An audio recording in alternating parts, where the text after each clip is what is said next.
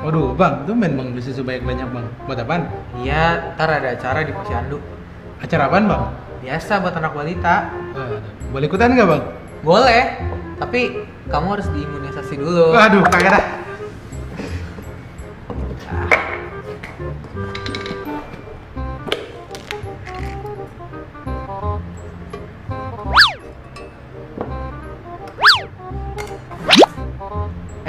Dek. Abang minta tolong dong. Ngapain, Bang? Kan abang pengen mindahin susu ke tempat yang badan yang lebih kecil nih. Tapi kayaknya kurang. Bang, kurang, Bang? Kurang. Abang minta tolong beliin dong wadah kayak gini. Nah, terus ini yang besar, diameternya 14 cm. Terus tingginya 20 cm. Nah, kamu beli ya yang ini nih. Kalau yang ini yang kecil diameternya 4 cm. Buat tingginya itu 5,5 cm. Nah, kamu beli ya di apotek atau Belinya berapa banyak, Bang? Ya, kau kan abang udah kasih clue-nya, masa nggak tahu sih? Dia pakai clue-clue segala kayak acara kuis. Udah cepetan beli. Nih, mau buat acara ntar sore nih anak-anak. Cepetan. Ayo cepetan, beli kan. Harus pas apa, Bang? Harus. Kayak pom bensin ya, Bang, harus pas. Harus lah.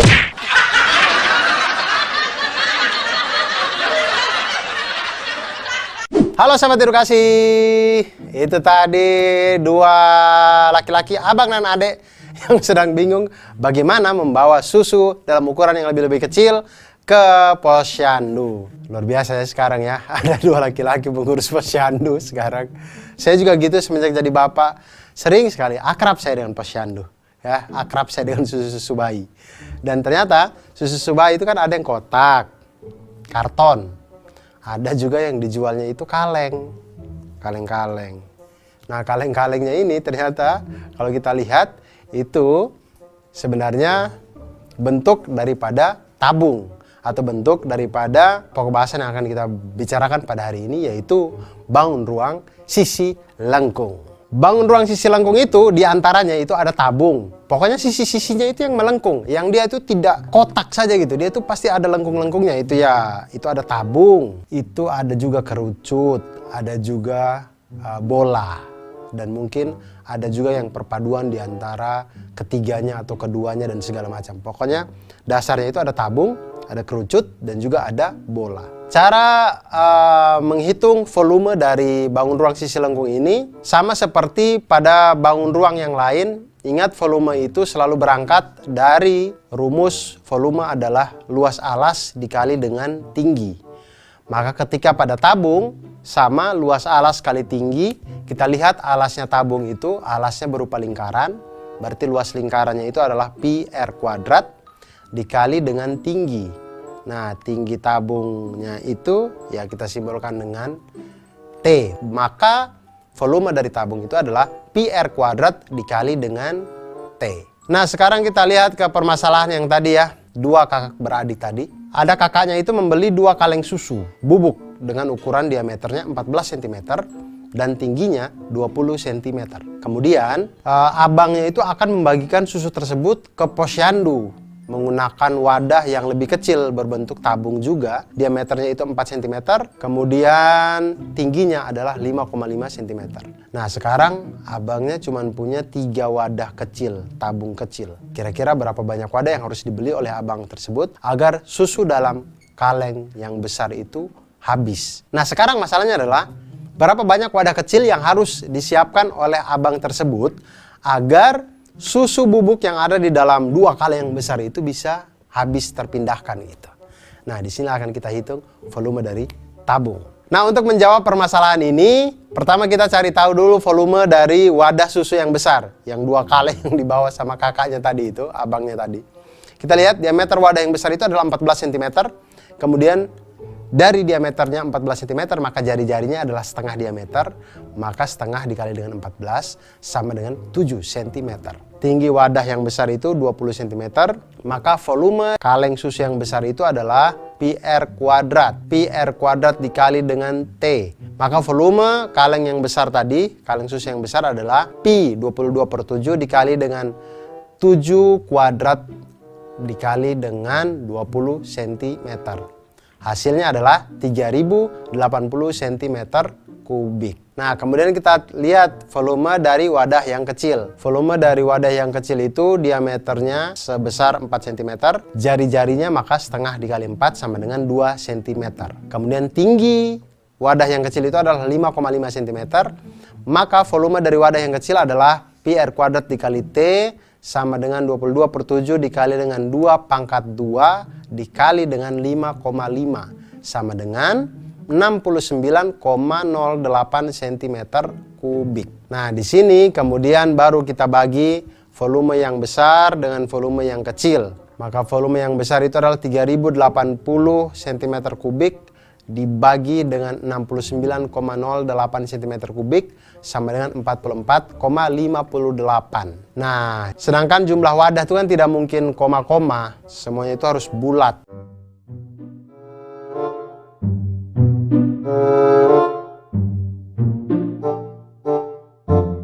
Nah, sahabat edukasi, jadi itu tadi tentang tabung pada bangun ruang sisi lengkung yang pertama ini. Dan ketika kita mengetahui tentang bagaimana cara menghitung volume dari tabung, itu akan membantu kita untuk mengetahui bagaimana cara kita mengisi botol minuman kita, mengisi botol kecap kita, dan sebagainya. Oleh karena itu, sahabat edukasi, jangan pernah lelah untuk belajar matematika, karena matematika itu akan membuat hidup kita menjadi lebih mantul, manfaat, betul.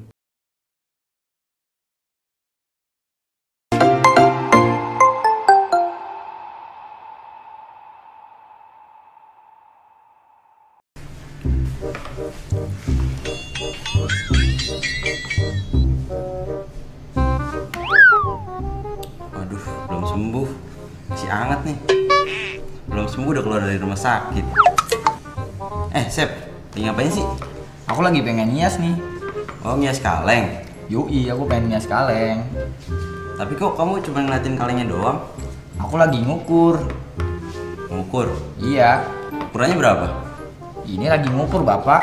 Santai dong. Oh iya, San. Kamu mau nggak bantuin aku? Bantuin apaan? Nyias ini pakai kertas kado. Enggak? Yah, pergi.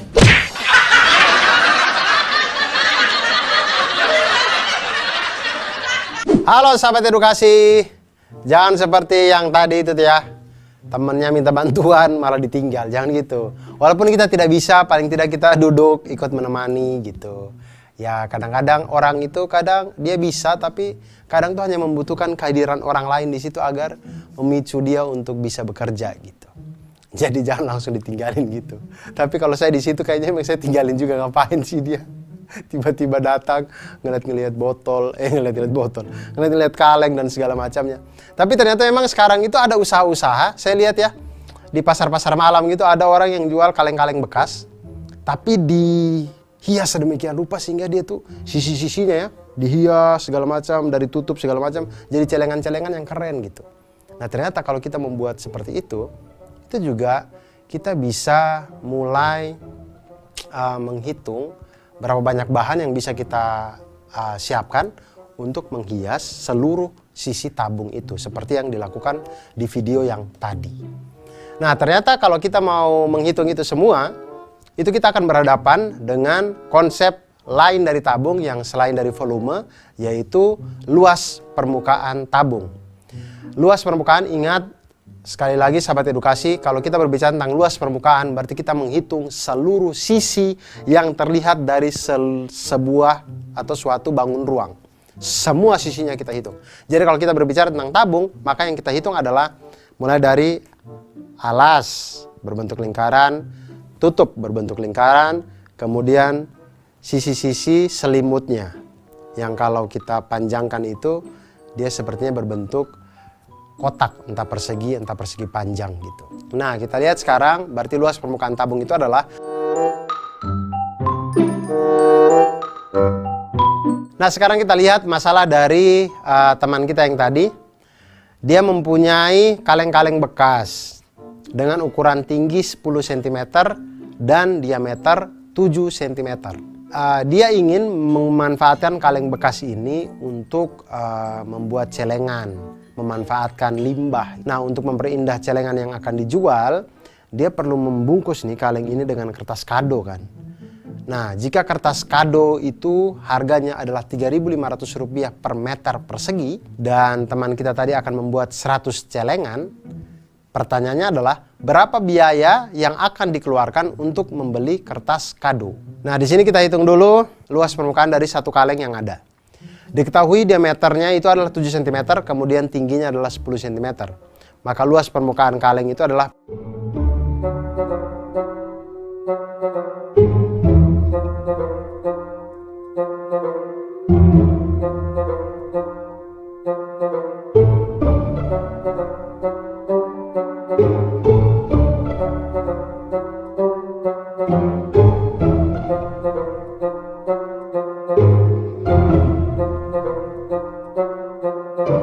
maka total biaya yang dikeluarkan oleh teman kita untuk membeli kertas kado semuanya itu untuk bisa membungkus kaleng ini adalah Rp3.500 per meter persegi dikali dengan 3 meter persegi sama dengan Rp10.500. Jadi cukup dengan uang Rp10.500 dia bisa membuat 100 kaleng ini untuk menjadi celengan yang indah. Itu pun kalau dia tidak malas di kaleng kelima. Kalau dia malas di kaleng kelima ya 95 kaleng yang lainnya ya tetap menjadi sampah gitu. Jadi teman-teman, sebenarnya dengan menumbuhkan ide-ide kreatif dalam hidup kita itu akan membuat sekitar kita itu menjadi lebih indah. Kita bisa memanfaatkan hal-hal atau barang-barang yang menurut orang lain sudah tidak terpakai, tapi oleh kita bisa kita manfaatkan untuk menjadi hal yang lebih indah. Dan ketika itu bertemu dengan persoalan-persoalan matematika, semuanya bisa kita selesaikan dengan konsep-konsep matematika yang sangat sederhana. Oleh karena itu, jangan pernah berhenti untuk belajar matematika, jangan pernah lelah, jangan pernah pusing, harus tetap ceria, harus tetap tersenyum, karena matematika selalu membuat kita menjadi lebih mantul. Manfaat, betul.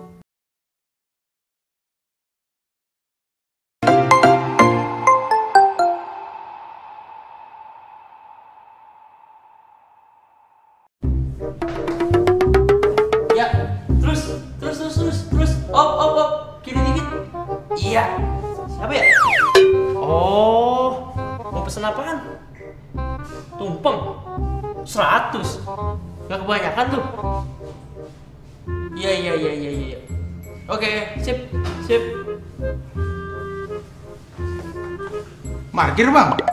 Parkir. Duit mau datang. Siapa tuh yang nelfon? Pak Julkipli. Iya. Ngapain dia? Mau mesen tumpeng 100. Tumpeng mini. Ya, ukurannya berapa bang? Kira-kira segini sih. Kerucut. Kira-kira berapa liter beras ya buat bikin 100 tumpeng mini? Waduh bang, kita mah kagak tahu bang. Kita kan nggak pernah bikin nasi tumpeng bang. Kan abang suruh ngitung, bukan bikin. Yalah bang, udah capek ini kita bang. Dari tadi kerja.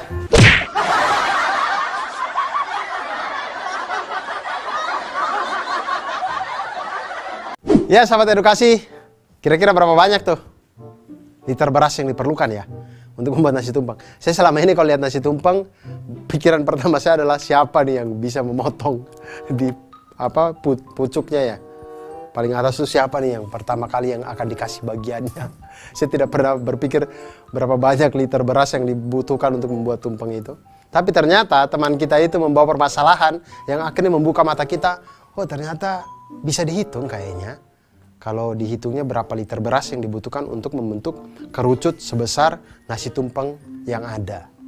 Nah, kita bisa lihat dengan kalau kita ditanya tentang berapa liter beras yang dibutuhkan, maka tidak lain dan tidak bukan masalah yang harus kita selesaikan adalah volume dari nasi tumpeng itu, atau volume dari bentuk kerucut yang ada. Dengan tinggi dan jari-jari yang sama, itu volume kerucut itu sama dengan sepertiga dari volume tabung. Kalau tinggi dan jari-jarinya sama. Nah, sedangkan volume kerucut kalau tinggi dan jari-jarinya tidak sama, volume kerucut itu adalah sepertiga dikali dengan luas alas dikali tinggi. Nah, luas alas kita tahu kerucut itu punya alasnya itu adalah lingkaran, maka sepertiga dikali dengan pi r kuadrat dikali dengan tinggi kerucut dikali dengan T. Nah, sekarang kita lihat masalah dari teman kita yang tadi. Dia ingin membuat nasi tumpeng sebanyak 100 buah. Dengan setiap tumpeng itu ukuran diameternya adalah 7 cm dan tingginya 12 cm. Jadi tumpengnya itu 100 buah dengan diameter setiap tumpeng itu 7 cm dan tingginya adalah 12 cm. Pertanyaannya adalah berapa liter beras yang dibutuhkan untuk 100 buah nasi tumpeng. Di sini kita hitung dulu per tumpengnya, kita hitung dulu satu tumpeng, volume satu tumpeng. Diketahui ya, diameternya itu 7 cm, kemudian jari-jarinya adalah setengah dikali dengan 7 cm sama dengan 7/2 cm. Kemudian tinggi dari nasi tumpeng itu adalah 12 cm, maka volume dari satu nasi tumpeng itu adalah 1/3 dikali dengan pi r kuadrat dikali dengan T sama dengan 1/3 dikali 20/27 dikali dengan 7/2 kali 7/2 kali dengan tinggi yaitu 12 cm. Hasilnya adalah 154 cm kubik. Kalau kita konversikan ke desimeter kubik menjadi 0,154 desimeter kubik atau sama dengan 0,154 liter. Untuk satu tumpeng itu dibutuhkan 0,154 liter beras. Maka untuk 100 tumpeng dibutuhkan 0,154 dikali dengan 100 sama dengan 15,4 liter. Jadi 15,4 liter untuk membuat 100 nasi tumpeng. Nah, sahabat edukasi, jadi itu tadi tentang volume kerucut.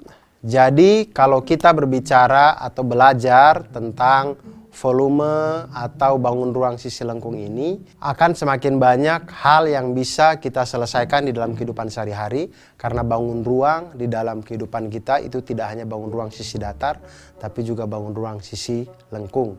Dan kita juga bisa menjadi pedagang untuk menghitung liter beras di dalam nasi tumpeng. Jadi kalau ada acara-acara kita tidak pesan nasi tumpeng lagi, tapi kita bikin sendiri nasi tumpengnya. Nah, sahabat edukasi, mudah-mudahan kita jadi semangat untuk membuat nasi tumpeng, lalu semangat juga untuk belajar matematika. Karena dengan matematika membuat hidup kita menjadi lebih mantul, manfaat, betul.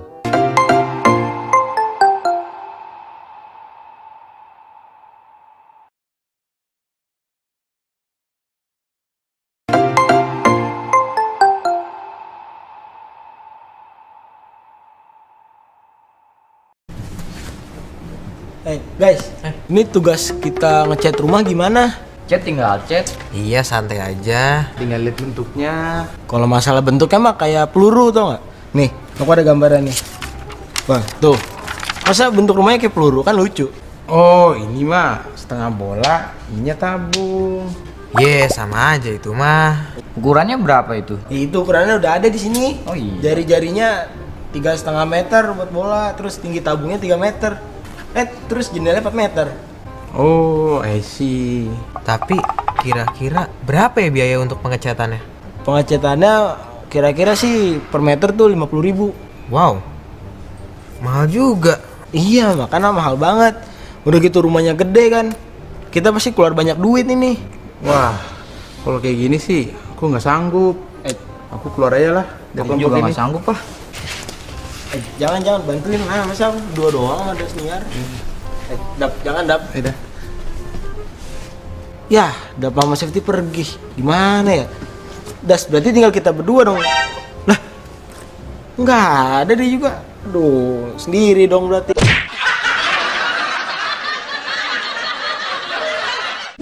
Nah, sahabat edukasi, itu tadi teman-teman kita ya. Mereka sedang berkumpul, kemudian berdiskusi bagaimana cara mengecat. Padahal ternyata yang mereka itu tidak disuruh ngecat ya, mereka itu disuruh untuk menghitung berapa banyak biaya yang akan dibutuhkan untuk membeli cat dan mengecat gedung yang ada. Tapi mereka sudah lari duluan karena dipikirnya disuruh ngecat. Nah teman-teman, ketika kalau kita lihat bentuk dari gedung ini merupakan bentuk bangun ruang Ciselengkung yang mana di situ terdiri dari tabung di temboknya, kemudian atapnya itu setengah bola seperti kubah. Nah ini terdiri dari tabung dan juga bola. Nah bangun ruang Ciselengkung yang seperti ini kalau kita mau menghitung luas permukaannya, maka kita menghitung luas permukaan dari tabung dan juga bola. Nah untuk mengetahui itu kita tahu bahwa luas permukaan dari bola itu adalah 4 pi r kuadrat. Maka luas permukaan dari setengah bola adalah setengah dikali dengan 4 pi r kuadrat. Itu menjadi 2 pi r kuadrat. Nah kemudian luas permukaan tabung. Luas permukaan tabung itu seperti yang kita tahu tadi sama dengan luas alas ditambah dengan luas tutup ditambah dengan luas selimut. Itu sama dengan pi r kuadrat ditambah dengan pi r kuadrat ditambah dengan 2 pi r kali T. Nah selanjutnya kita lihat bentuk dari gedung yang ada. Jadi gedungnya itu berbentuk tabung, kemudian atapnya kubah setengah bola. Jika jari-jari lingkaran dalam rumah itu adalah 3,5 meter dan tinggi dinding adalah 3 meter. Sedangkan luas bagian pintu dan jendela seluruhnya 4 meter persegi. Dan biaya pengecatan adalah Rp50.000 per meter persegi. Berapakah uang yang harus dikeluarkan oleh pemiliknya untuk membayar biaya pengecatan gedung tersebut? Nah kita lihat ya, tingginya itu 3 meter, itu adalah tabung tanpa alas dan tutup. Karena yang kita cat hanya temboknya, plafonnya tidak perlu kan, lantainya juga tidak perlu. Jadi temboknya saja tanpa alas dan tanpa tutup. Kemudian bentuk atapnya itu adalah bentuk setengah bola. Nah maka kita harus hitung dulu pertama luas selimut tabung, kemudian dengan luas permukaan setengah bola.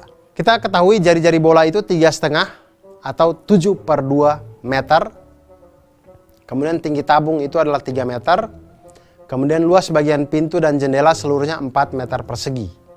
Biaya pengecatan itu adalah Rp50.000 per meter persegi. Kita hitung dulu pertama, luas selimut tabung itu sama dengan 2 pi r dikali tinggi sama dengan 2 dikali 22/7 dikali dengan 7/2 dikali dengan tinggi 3 meter. Luas selimut tabung sama dengan 22 dikali 3, maka luas selimut tabung sama dengan 66 meter persegi. Nah, luas jendela dan pintu itu adanya di tembok ya, ada di tembok, ada di selimut tabung ini. Itu adalah 4 meter persegi, maka jendela dan pintu ini harus kita kurangi dengan jendela dan pintu karena mereka ini tidak dicat ya. Maka luas yang dicat adalah 66 meter persegi dikurangi dengan 4 meter persegi sama dengan 62 meter persegi. Nah selanjutnya temboknya kita sudah tahu luas dari tembok. Sekarang kita menghitung luas dari atapnya. Atapnya itu berbentuk setengah bola. Dengan luas permukaan setengah bola itu adalah setengah dikali dengan 4 pi r kuadrat. Maka luas atapnya itu adalah setengah dikali dengan 4 dikali dengan 22/7 dikali dengan 7/2 kali 7/2. Maka luas permukaan setengah bola sama dengan 77 meter persegi. Maka dari ini kita bisa menghitung biaya pengecatannya. Jadi biaya pengecatannya itu adalah luas permukaan selimut tabung, luas permukaan tembok, ditambah dengan luas atapnya, kemudian dikalikan dengan biaya pengecatan per meter persegi. Nah didapatkanlah 62 meter persegi ditambah 77 meter persegi dikalikan dengan Rp50.000 per meter persegi. Itu didapatkan sama dengan 139 meter persegi dikali dengan Rp50.000 meter persegi. Didapatkanlah hasilnya adalah Rp6.950.000. Jadi agar bangunan ini semuanya itu bisa dicat dengan baik, maka pemiliknya harus mengeluarkan uang sebesar Rp6.950.000. Kurang 50.000, 7 juta tuh. 50 ribunya buat anak-anak yang tadi yang duduk-duduk dan menghitung ini semua untuk beli gorengan dan segala macamnya. Semangat Pak untuk mengecat, semangat, semangat. Itu dia tadi bagaimana kita menghitung luas permukaan dari bangun ruang sisi lengkung yang itu terdiri dari tabung dan juga setengah bola. Dan masih banyak bentuk-bentuk bangun ruang sisi lengkung di dalam kehidupan kita yang itu kombinasi dari beberapa bangun ruang sisi lengkung. Entah itu tabung dan kerucut, entah itu tabung dan bola, entah itu bola dan kerucut dan macam-macamnya. Semuanya itu tergabung dan terkombinasi dan itu semua bisa kita hitung dan mempermudah pekerjaan kehidupan kita sehari-hari. Dan sahabat edukasi, tetaplah terus belajar matematika karena dengan matematika membuat hidup kita menjadi lebih mantul, manfaat, betul.